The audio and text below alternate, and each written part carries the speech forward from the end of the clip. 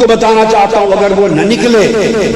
اور یہ موقع مس کر بیٹھے، یہ جھوٹے جعلی مینڈیٹ کے نشے میں دھت ہاتھی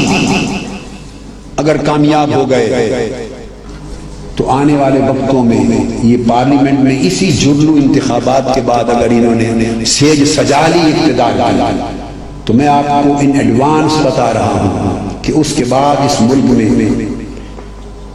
کسی شخص کے لیے خواہ وہ غربت کی آگ میں جل کے مر جائے، کسی کی بیٹی اٹھا لی جائے، کسی کو نوکری سے نکال دیا جائے، بدامنی ہو جائے، گیس بند ہو جائے، سی این جی بند ہو جائے، بجلی نہ ملے، میڈیا کے لوگوں پر پابندی لگ جائے، عوام پاکستان کے کسی طبقے کو سڑکوں پر آ کر پرامن احتجاج کی اجازت نہیں رہے گی۔